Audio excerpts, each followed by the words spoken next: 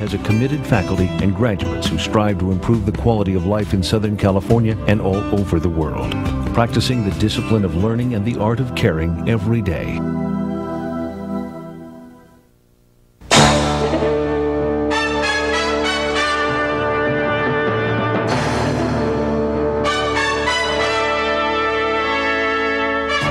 The American Health Journal, bringing you the latest information on medicine, psychology, diagnosis, treatment, and prevention. Major medical advances are made each week, and each week the American Health Journal keeps you up to date.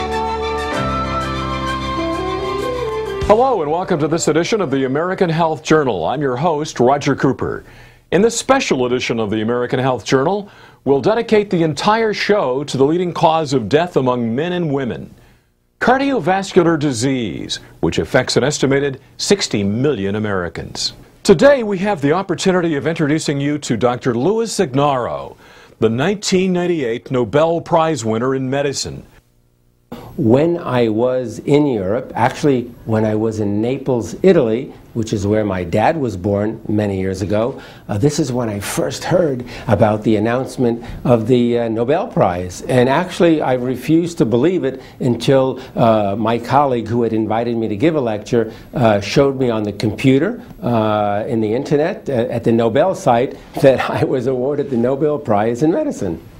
The Nobel Prize ceremony is unbelievable. It's celebrated in December. It's always celebrated on December 10th, which is the anniversary of Alfred Nobel's death. So it's a whole about 8 or 9 days of ceremony. So we give lectures, I think, on the 8th of December. We meet all kinds of interesting people, and of course we get a chance to converse with the other Nobel laureates. And then the ceremony is spectacular. It's held at the concert hall. Of course, it's attended and hosted by the king and the queen of Sweden. It's just a fantastic event. But one of the greatest feelings I ever had was getting up and walking to King Carl Gustav and receiving the Nobel Prize from his hands. That was a very moving moment for me, as was a couple of days later in the terminating ceremony, where I was actually asked to sign my name to a very special book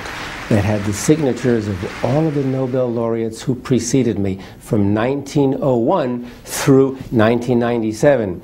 And what they do is they ask you to flip through the pages first and look at all the names and signatures of the prior Nobel laureates. And then when you get to the last page and you see your own printed name, you sign your name with a special pen that they give you. And I remember flipping through the pages and seeing all kinds of names, Madame Curie, for example, all kinds of people, Ernest Hemingway. The one name that really got to me, though, was Albert Einstein, because I suddenly realized for the first time that I was going to be signing my name to the same book signed by Albert Einstein, and I added my name to that long list of incredible names. Dr. Ignarro was dedicated over 30 years of research in the discovery of nitric oxide's benefits in preventing and even reversing cardiovascular disease. The benefits don't stop there.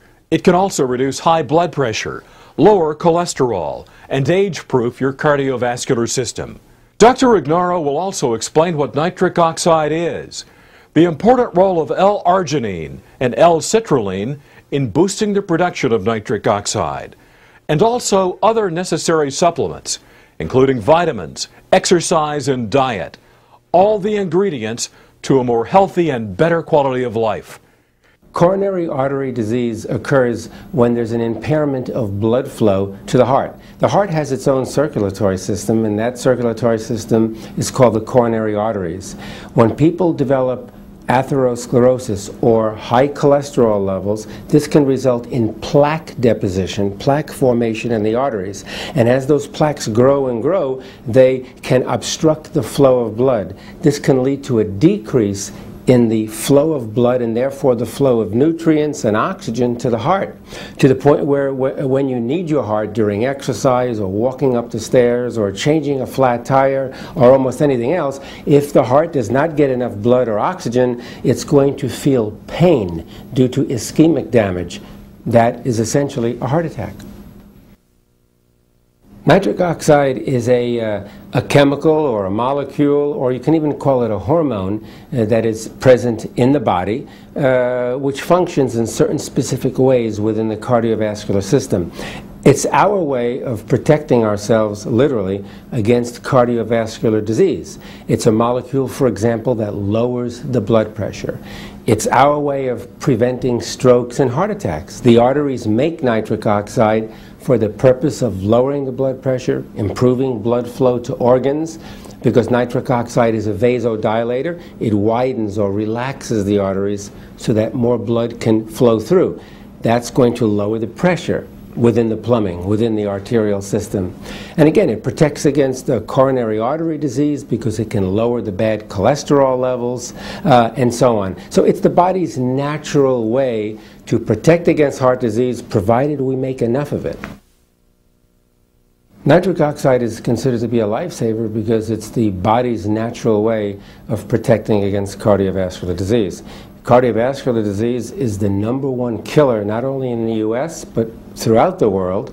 And so the body can protect against all of this heart disease by generating more and more nitric oxide. When nitric oxide becomes deficient, this is when the barriers break down, this is when the protection is lost, and the individual is very sensitive and very susceptible to heart disease. And again, nitric oxide is protective because it can keep your blood pressure down in the normal range. High blood pressure causes heart attacks, causes strokes, and can lead to atherosclerosis or coronary artery disease. Nitric oxide can prevent all of these things. Arginine is an amino acid. There are about 20 or so amino acids that are the building blocks of all proteins. Proteins that you eat and proteins that are in your body, like your muscle and skin and so on. But arginine plays a unique role in that arginine is the one amino acid that the body uses to produce nitric oxide. Okay? There are two amino acids that the body actually can use. One is arginine, the other is citrulline. But the primary amino acid, which is converted to nitric oxide in the body, is arginine.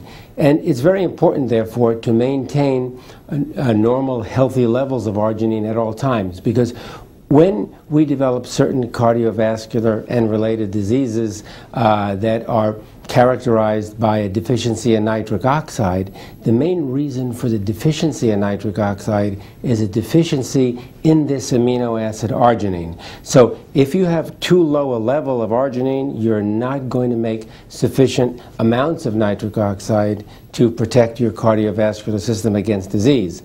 And so arginine is one of those amino acids that you actually have to take in from the outside. That is, you have to include it in your diet. And we're lucky that so many different proteins contain arginine. But sometimes, even though we may eat healthy and eat normal amounts of protein, if you have a deficiency in arginine, you're not going to get sufficient amounts from the diet. So you may want to consider supplementing your diet with extra arginine. Nitric oxide is something you cannot simply take from the outside. You cannot take it in a pill. You can't put it in in water or juice or anything like that, because nitric oxide is actually a gaseous substance. It's a gas, and it's very unstable. It doesn't last for more than a second or two. So you can't really take nitric oxide. What you can do, though, is you can take the ingredient